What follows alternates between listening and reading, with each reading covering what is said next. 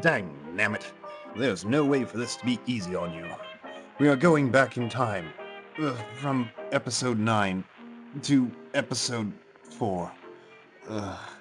It was 1 week previous that the balding man with the huge ego had aired his most controversial broadcast, Interview with a Necrophiliac.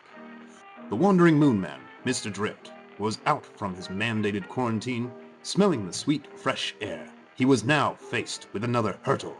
He had to navigate the discombobulating task of applying for U.S. citizenship.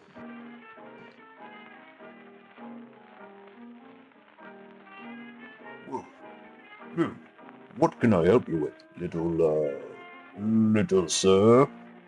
I wanted to apply to become a citizen so I could work. I assume you have brought the paperwork? The Form 7171. Oh, he looks like me. Don't pay any attention to those. Those are for more bipedal citizens.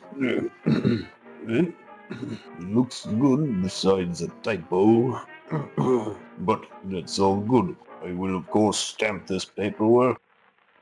And then, years later, I will send you a bunch of annoying letters saying that you did something wrong. So, perfect. Have a splendid day. That doesn't sound very ergonomic. Meanwhile, back at the broadcasting studio, Artifice received a scathing review from the competing station, WK9 7307. Welcome to the Reliquary, dearest viewer. In my hands, I have a letter from our friends at WK9 7307.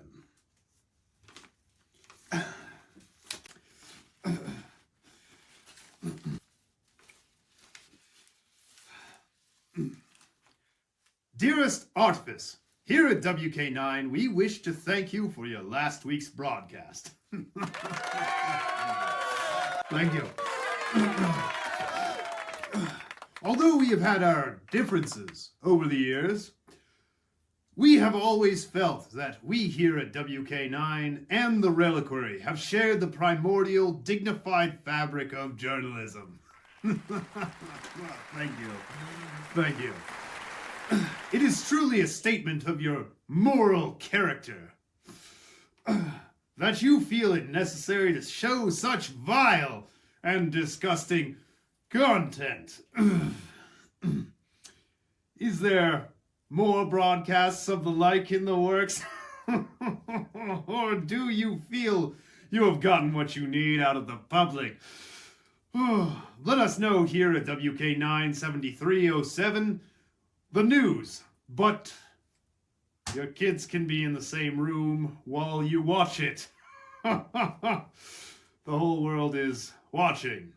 Signed, Humphrey. Well, we of course take criticism very seriously here at the Reliquary. We will file this with the rest of our various feedback. In other news, the Shallow Plains is asking for volunteers to relinquish adolescents to their community. As we all know, the Shallow Plains has the highest number per capita of people over the age of 46 in the perceivable understanding. If you or someone you know has a child or children, and one or more is perhaps not your favorite or preferred, then contact the hotline immediately. And let today be the first day of the rest of your life. Now, let's get into the rest of it, shall we?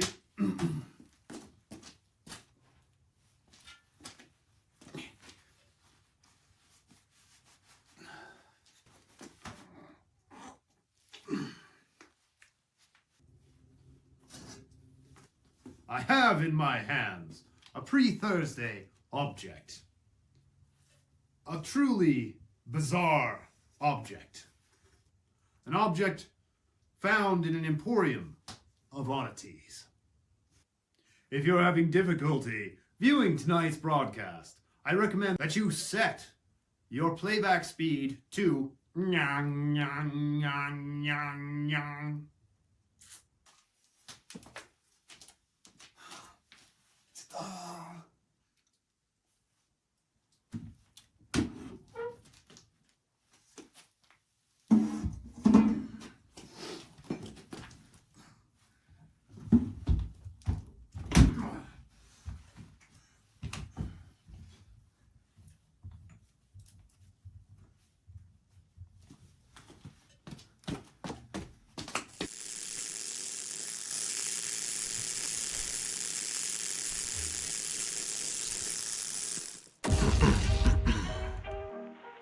As we travel through the world, we see the markers of a forgotten time.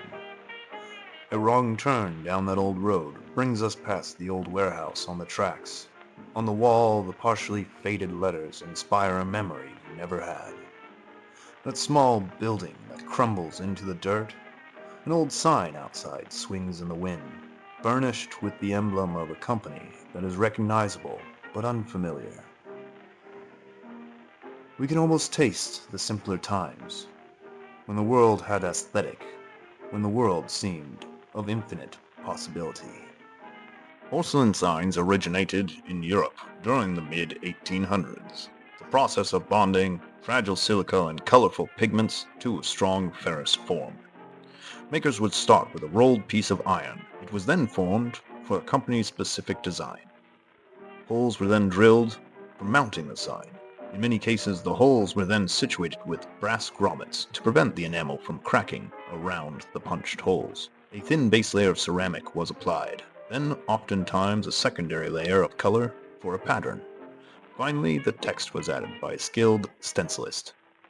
From there, the signs were loaded into a kiln and fired, and ceramics and pigments reached melting point and formed a smooth, colorful, and glossy finish. In the case of our particular object of interest, this was a sign blank from a sign manufacturer. We can tell this by its mounting holes located around its radius. It was most likely taken from stock of sign blanks to test the porcelain and pigment mixture. A worker would mix the porcelain glaze by hand. Once a color was depleted, a new batch would be tested against the previous batch for uniformity. However, no two batches would be exactly the same and would deviate in color or vibrance. Once the piece was fired, the worker would check for undesirable characteristics such as color dulling or cracking. Most of these were done on small chunks of steel or iron and were rarely done on a sign blank. This object is of interest because it's a test piece. It would have become obsolete once the glaze had been used and a new batch of glaze had been made. Secondly, during World War II, the government held scrap drives liquidating materials for the war effort. Many unwanted or old-fashioned signs were often scrapped as they did not reflect the current era's aesthetic. And there you have it, dearest viewer. Big shout out tonight to Mr. Drift on the instruments. I don't have any arms. And tonight, perhaps we will end the night with maybe a story of some sort. Yes.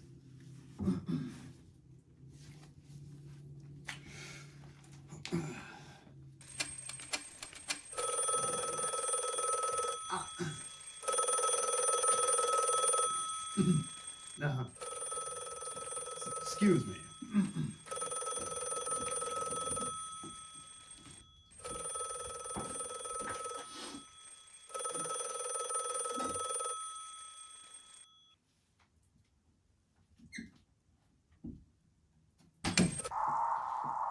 Yes, Mr. Christie,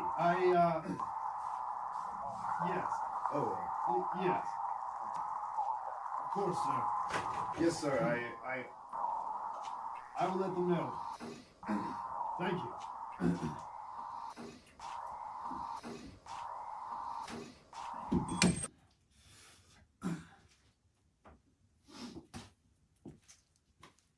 Mr. Christie. He would like to remind you that if you awaken in the night with a feeling that something is by your ankles, if it is still there, then you are safe. Do not worry and return to your sleep. If you awaken and there is nothing by your ankles, it is too late. It has already taken what it needs from you. Good night, dear viewer. This was The Reliquary.